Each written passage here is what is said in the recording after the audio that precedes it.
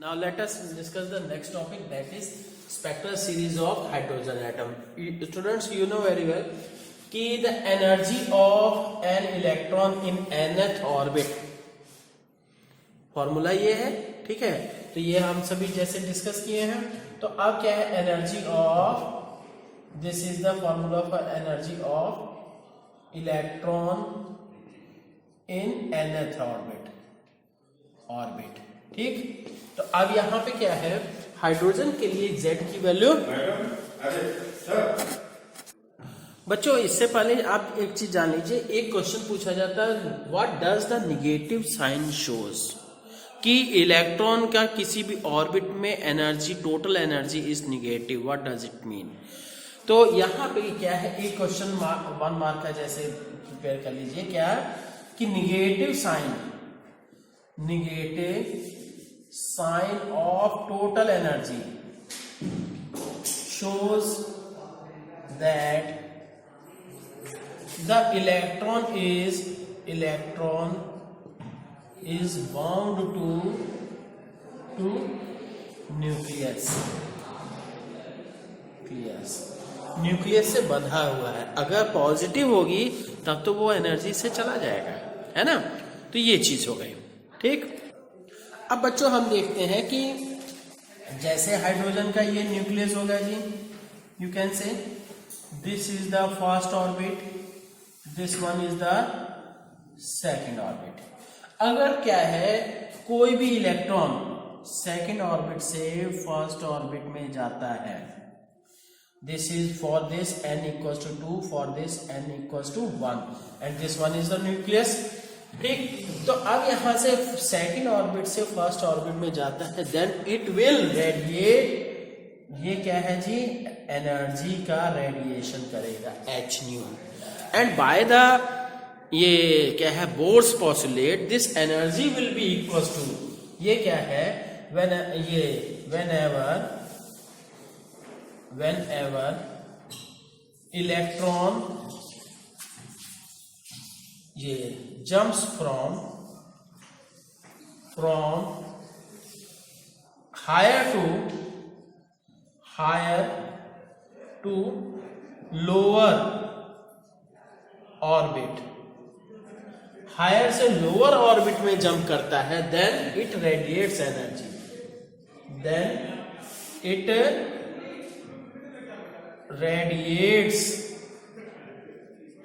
ये एनर्जी को रेडिएट करता है, ठीक। तो अब क्या है जी, यहां पे E2 minus E1 equals to hν, इस एनर्जी के बराबर निकलता है। अब यहां पे क्या, हम इसका फॉर्मूला रख देते हैं, n की वैल्यू 2, तो यहां पे क्या, सो यू कैन से hν will be equals to, ये सारा का सारा कॉमन हो जाएगा, और for hydrogen atom Z equals to 1 for hydrogen, ठीक है। हाइड्रोजन के लिए Z की वैल्यू 1 हो गई, और फिर बाकी क्या आ गया जी, 2 pi square m k square z square e⁴, z की जरूरत नहीं रह गई यहाँ पे, है ना। तो अब क्या है, e⁴ divided by h square, और फिर n2, अब देखिए यहां से क्या हो जाएगा कि ये देखिएगा कि यहाँ जो मेन के निगेटिव साइन है, तो यहाँ पे क्या है, इसके आगे निगेटिव साइन, इसके आगे पॉजिटिव साइन हो जाएगा, है ना, टोटल एनर्जी के कारण से। तो यहां से क्या है, 1/n1 square minus 1/n2 square. बच्चों ये ध्यान रखिएगा कि n1 पहले आ रहा है, क्योंकि यहाँ पे E2 माइनस E1 करना है, तो E2 के आगे, टोटल एनर्जी के आगे निगेटिव साइन है, तो इसलिए क्या है, ये तो ऐसे रह गया, और इसके आगे क्या है, 1/n2 स्क्वायर के आगे निगेटिव साइन, पर E1 जो है, E1 के आगे negative sign plus already negative sign, तो क्या हो गया, टोटल पॉजिटिव। तो ये चीज हो गई जी। अब एक बात, एक नया, हाँ देखते हैं, अब इसके बाद क्या है, ये H नीचे चला जाएगा, and also you know, also nu equals to ये nu equals to c upon lambda होता है। तो यहां से क्या ये हो गया जी। तो ये चीज, so you can say this formula will become ये c upon lambda equals to 2 pi square m k square e power 4 divided by h cube into 1 upon n1 square minus 1 upon n2 square. तो अब क्या करेंगे, यहां से c जो है नीचे चला गया जी, 1 अपॉन लैम्डा आ गया and this total 2 pi square m k square e power 4 by h cube into c, ये चीज हो गई 1 upon n1 square minus 1 upon n2 square. ठीक है, तो अब ये चीज आ गई। तो अब इसके बाद क्या है कि इस टोटल टोटल फैक्टर इसका is known as is equal to Rydberg constant 2 pi square m k square e power 4 divided by h cube into c, that is equal to Rydberg constant and its value is that is called Rydberg constant. और इसकी value कितनी है जी, that is 1.0909 into 10 to the power 7 है ना, 7 पर metre रहती है। क्लियर, तो ये चीज हो गई इतनी। अब इसके बाद देखते हैं, अब देखते हैं बच्चों कि इसके बाद क्या है, that is 1 upon lambda equals to R into 1 upon n1 square minus 1 upon n2 square हो गया। ठीक है, तो अब क्या होगा जी, यही value, this is called wave number, this is called wave number. और बच्चों एक आप अच्छी बात मैं बताऊं कि आपको ये डेरिवेशन याद करने की जरूरत नहीं, बस खाली यहां पे ये फॉर्मूला आपको याद करना है और इसी फॉर्मूले का यूज होगा। ठीक है, तो आगे देखते हैं जी कि अब बच्चों देखते हैं इसकी स्पेक्ट्रल सीरीज कैसे, कि अगर क्या है, पहला हम बात कर रहे हैं फर्स्ट, ये if n1 इक्वल्स टू 1, मतलब फर्स्ट ऑर्बिट में आ रहे हैं, कहां से, n2 equals to 2 3 4 and so on. ठीक, किसी भी बाहरी ऑर्बिट से फर्स्ट ऑर्बिट में अगर इलेक्ट्रॉन्स आ रहे हैं, ठीक, तो अब क्या है, वहां पे wave number will be equal to 1 upon lambda, that will be equal to R into ये क्या जी, 1 अपॉन n1 के स्थान पे 1 स्क्वायर। अब क्या है, यहां से ये 1 n1 के स्थान पे 1 हो गया और n2 के स्थान पे हम n2 ही रखते हैं, क्योंकि यहां पे कई सारी वैल्यूज, कोई भी वैल्यू हो सकती है। देन दिस ये you will gate series, that series will be called Lyman series. ठीक, जो मतलब वेवलेंथ मिलेगी। ठीक, तो उसके सॉरी स्पेक्ट्रल सीरीज जो मिलेगी उसको, और इन अल्ट्रा वायलेट रीजन में मिलेगी। और सेकंड हम बात करते हैं क्या, कि if n1 equals to 2 and n2 equals to 3 4 5 and so on, मतलब 2 के पहला 2 हो गया और 2 के बाद। अभी देखिए बच्चों, इसका फिगर भी हम बता दे रहे हैं, जैसे ये क्या हो गया जी, this one is you can say nucleus, this is the first orbit, this one is the second orbit, this one is third orbit, ये क्या हो गया जी, फोर्थ ऑर्बिट, और फिर फिफ्थ ऑर्बिट, और ये सिक्स्थ ऑर्बिट हो गया। ठीक, सिक्स्थ तक की यहां पे हम बात कर लें, n equals to 1, n equals to 2, n equals to 3, n equals to 4, n equals to 5, n equals to 6।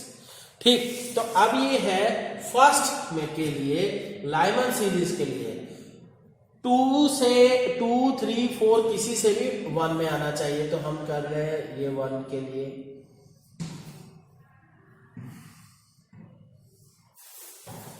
3 से भी आ गया, 4 से भी आ गया, और 5 से, फिर और ये 6 या so on. This is called Lyman series.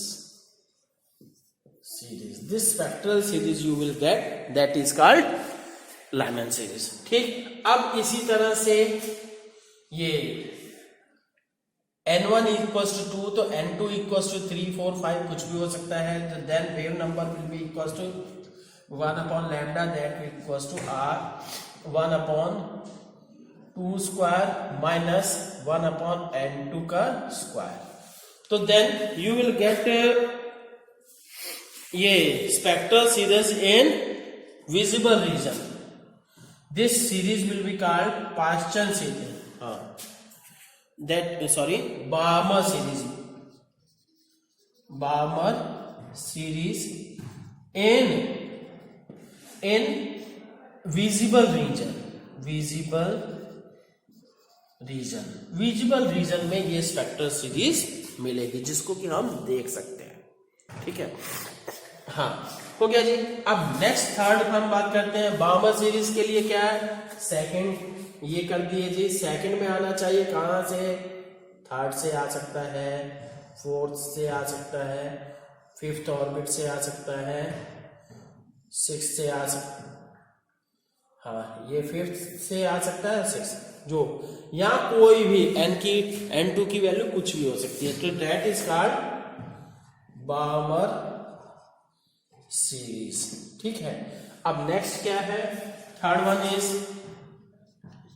हाँ थर्ड क्या हो गया जी, that is called Paschen series. तो अब इफ थर्ड के लिए एक n1 equals to 3 and n2 equals to 4, 5, 6 and so on. ठीक, तो न्यू मतलब wave number equals to 1 upon lambda equals to r 1 upon 3 square minus 1 upon n2 का square.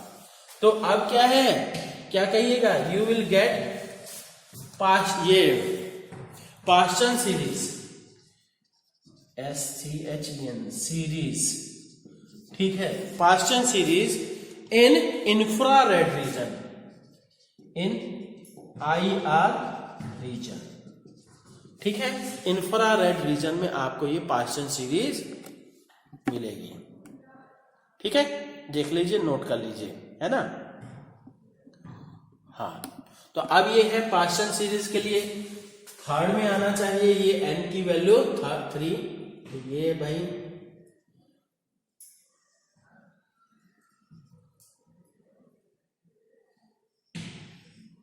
and so on. This is called Paschen series, ASCHEN, Paschen series। ठीक, इसी तरह से अब क्या है, लेमन, बाल्मर, पास्चन हो गए। और बच्चों ये जान लीजिए कि जैसे क्या है, नील बोर के समय तक केवल 3 से ही मतलब स्पेक्ट्रल सीरीज मिली थी, लेमन, बाल्मर एंड पास्चन। इन्होंने सक्सेसफुली इसका एक्सप्लेनेशन दिया और साथ ही साथ 2 और सीरीज का एक्सप्लेनेशन दिया। कौन सी, कि ब्रैकेट और पोफंड सीरीज। ठीक है, तो ये दोनों सीरीज क्या है, बाद में स्पेक्ट्रल सीरीज बाद में खोजी गई, और जिसके लिए सोच लीजिए कि पहले भविष्य उन्होंने फ्यूचर बता दिया कि ये होना चाहिए। ठीक है, हुआ, और जिसके लिए कि नील बोर को नोबेल प्राइज भी मिला। ठीक है, ये स्पेक्ट्रल सीरीज के एक्सप्लेनेशन के लिए। तो ये हो गया जी, तो ये हुआ। अब यहां पे थर्ड के बाद फोर्थ देखते हैं। If n1 equals to 4 and n2 equals to 5, 6 and 7 and so on. तो यहां से क्या है, wave number will be equals to 1 upon lambda, that is equals to r 1 upon 4 square minus 1 upon n2 square. you will get, this is called bracket series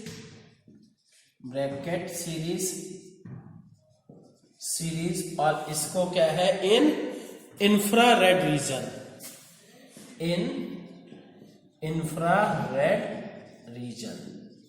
में मिलेगी। तो Brackett series के लिए भी बना दे रहे हैं, कहां से कहां होनी चाहिए, ये क्या है 4 में आना चाहिए। 4 तो ये हुआ, मतलब हम ये कर देते हैं जी, ये 5 हुआ, 5 से 4 में आया, और ये 6 से 4 में आया। एंड और भी बना सकते हैं, तो समझ ही रहे हैं क्या, तो ज्यादा बनाने का भी मतलब नहीं है ना। तो ये क्या है, this is called Brackett series. ठीक, तो नेक्स्ट है इसके बाद 5th नंबर कि if n1 equals to 5 and n2 equals to 6, 7 and so on, so then you can say wave number will be equals to 1 upon lambda, that is equals to 1 upon 5 square minus 1 upon n2 square। ठीक है, तो अब ये क्या हुआ जी, यहां मतलब 6 से 5 में और भी हम शो कर सकते हैं, पर क्या है फिर और बड़ा गोला बन जाएगा, है ना। तो इसको क्या कहेंगे, this is called fund series, FUND, fund series बोलेंगे, P साइलेंट कर सकते हैं, है ना, सीरीज। तो ये क्या है, इन इंफ्रारेड रीजन। ठीक है, इसी दोनों सीरीज के लिए इनको क्या है, इन्होंने फ्यूचर का प्रेडिक्शन किया कि होनी चाहिए, और साथ ही साथ क्या है, इन्होंने स्पेक्ट्रल सीरीज का भी पूरा एक्सप्लेनेशन दिया। तो इसी अब बच्चों देखते हैं कि energy level diagram for hydrogen atom, और ये जान लीजिए इस टॉपिक से रिलेटेड क्या न्यूमेरिकल्स और कॉन्सेप्चुअल क्वेश्चंस ही बनते हैं। ठीक है, तो पर तब भी क्या है, पहले बेसिक तो आपको मालूम ही होना चाहिए, है ना। तो ये क्या है कि total energy of electron in nth orbit हम पढ़ चुके हैं, ये होता है। ठीक है, that is this formula. And कि फॉर हाइड्रोजन क्या है, Z की वैल्यू 1 होती है। ठीक है, एटॉमिक नंबर जो हो गया 1। तो और साथ में क्या कि अगर सब की वैल्यू रख दी जाए, देन ये आफ्टर ये putting all the values you will get E will be equals to कितना, that is 21 minus 21.76 into 10 to the power -19 joule, इतना आता है। ठीक है, ये हो गया जी, ये प्रोवाइडेड यहां पे n स्क्वायर। ठीक, अब ये क्या है, ये हो गया जी। अब यहां पे हम बात करते हैं क्या, क्योंकि एनर्जी जो है, एटम्स की एनर्जी जो है हम इलेक्ट्रॉन वोल्ट में कैलकुलेट करेंगे, तो इसलिए क्या हो जाएगा, इलेक्ट्रॉन वोल्ट में ये जूल में है, इन इलेक्ट्रॉन वोल्ट, तो इलेक्ट्रॉन्स के 4 से डिवाइड कर देंगे, तो E will be equals to -21.67 into 10 to the power -19 by 1.6 into 10 to the power -19 into n square, so that will become -13.6 electron volt by n square। ये formula आपका आया। और बच्चों बता रहे हैं, ये सब याद करने की जरूरत है, केवल आपको याद क्या करना है, E equals to -13.6 electron volt by n square.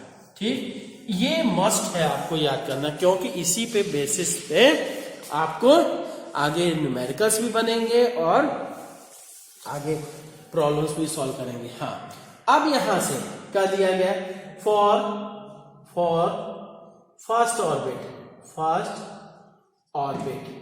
First orbit के लिए n की वैल्यू 1, तो यहां से E1 will be equal to -13.6 electron volt. और इसी तरह से फॉर सेकेंड ऑर्बिट के लिए n की वैल्यू 2, तो E2 will be equal to क्या हो जाएगा जी, ये -13.6 डिवाइडेड बाय n स्क्वायर मतलब 4, 2 का स्क्वायर 4, तो यहां से आ गया -3.4 इलेक्ट्रॉन वोल्ट, 4 इलेक्ट्रॉन वोल्ट। और इसी तरह से फॉर थर्ड ऑर्बिट के लिए n इक्वल्स टू 3, तो E3 इक्वल्स टू क्या हो जाएगा, E3 will be equals to -13.6 by 3 3 जा 9, तो यहां से क्या आ गया 1.51 -1.51 इलेक्ट्रॉन वोल्ट। और फिर इसी तरह से फॉर फोर्थ ऑर्बिट के लिए क्या n इक्वल्स टू 4, तो E4 इक्वल्स टू क्या हो जाएगा, फोर्थ ऑर्बिट के लिए E4 इक्वल्स टू -13.6 बाय 4 चौके 16, तो यहाँ पे क्या है 0.85 -0.85 इलेक्ट्रॉन वोल्ट। इसी तरह से E5 की वैल्यू 5 बचे 25, तो -13.6 बाय 25, ठीक है, हाँ बाय 25, तो ये that will become equals to ये 0.54 इलेक्ट्रॉन वोल्ट माइनस, ठीक है। तो इतनी चीजें हुई है ना। तो अब देखते हैं इसका क्या है एनर्जी लेवल डायग्राम, देखते हैं जी कैसे बनेगा। अब बच्चों देखते हैं एनर्जी लेवल डायग्राम इसका कैसे बनेगा, कि ये जैसे क्या इंफिनिटी पे हो गई, n इक्वल्स टू इनफाइनाइट, ठीक। तो इंफिनिटी पे क्या है टोटल एनर्जी 0 होती है, तो 0 हो गई जी, तो 0 इलेक्ट्रॉन वोल्ट। और इसी तरह से इंफिनिटी के बाद कुछ डॉटेड हमने कर दिया कि बहुत सारे एनर्जी लेवल्स हैं।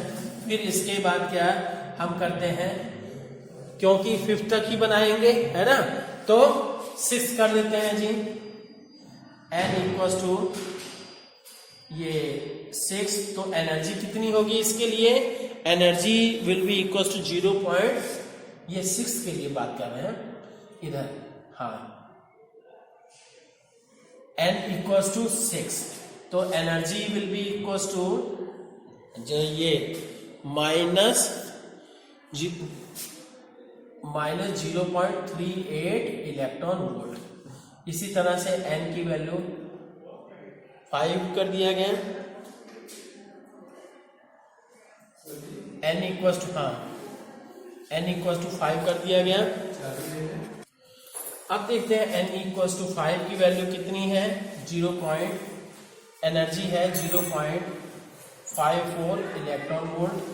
और इसी तरह से n की वैल्यू n इक्वल्स टू 4 के लिए कितना है, -0.85 इलेक्ट्रॉन वोल्ट। और फिर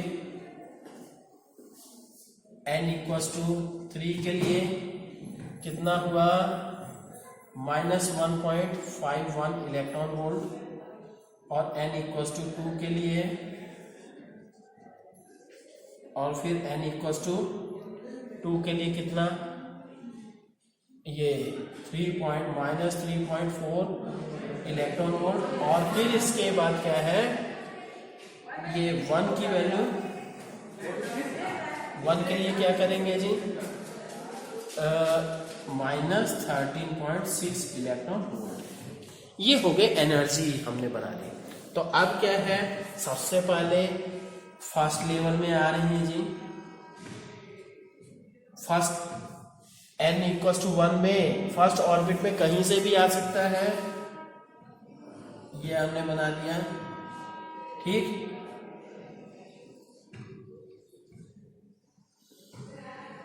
हाँ 6 में से भी और इंफिनिटी में से भी, ठीक। तो ये सारा क्या हो गया, this one is called Lyman series, ठीक। इसी तरह से अब क्या है, सेकंड में कर देते हैं जी। सेकंड में कहां से आएगा, सेकंड थर्ड से आ गया, फोर्थ से आ गया, फिर ये क्या चीज आ रही है, इलेक्ट्रॉन, ठीक है, ये ध्यान रखिएगा। इलेक्ट्रॉन आ रहा है इस ऑर्बिट में से, तो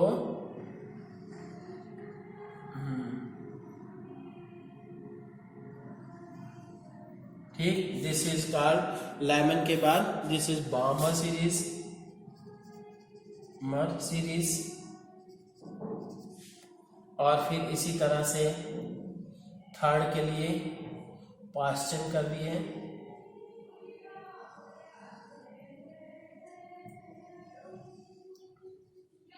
this is called Paschen series, और फिर पास्चन के बाद